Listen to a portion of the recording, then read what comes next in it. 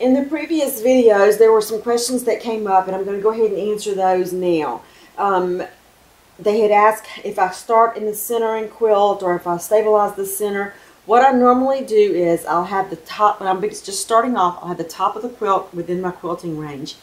And I never start right at the very edge of my quilting space. I'll generally leave about 2 or 3 inches from my bar, and that's because when I advance the quilt, sometimes a little bit of manipulation needs to happen right here in this edge to get everything lined up, so I leave myself a little bit of space there. And I prefer to make feathers from right to left and from top to bottom.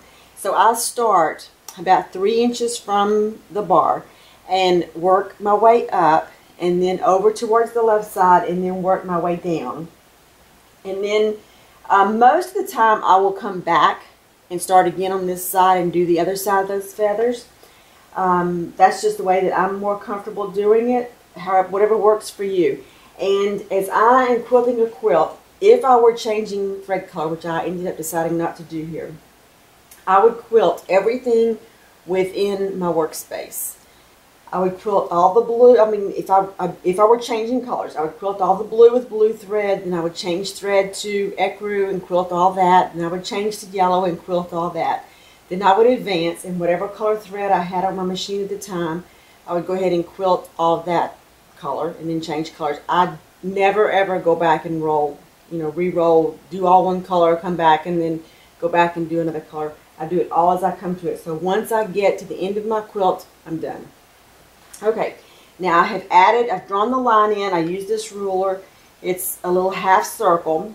So what I'm going to do, because I prefer to quilt from right to left for feathers, I'm going to start on the left hand side of this triangle. I'm going to stitch the curved line. I'm going to make these feathers, and then I'm going to stitch back on that line, backtrack on there as close as I can on that same line, and stitch the inside feathers.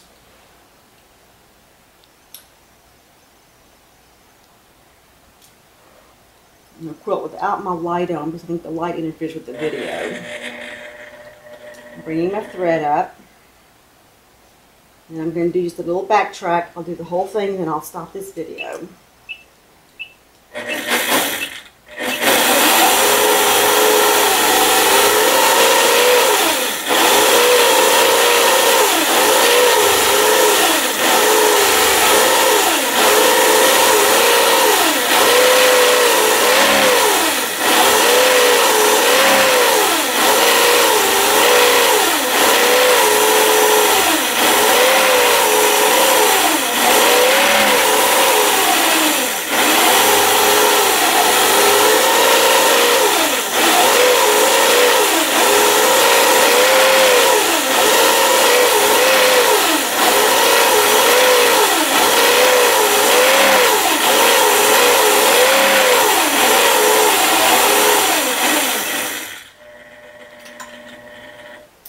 And that is all there is to it. Now, in order to not have to trim threads, I could use my bottom thread cutter, but I cut my top thread, and then I go down and bring up the bobbin thread, and then I cut it, and that way I don't have to go back and trim a bunch of threads on the backing once I'm done. Now, I'm going to go ahead and do the other one. I'll show you something here. Whenever, instead of starting at the very edge like I did here, and I'll show you still photos of all of these, if I start a little bit up from the yellow border, then the curved spine line will not just come to an abrupt end there.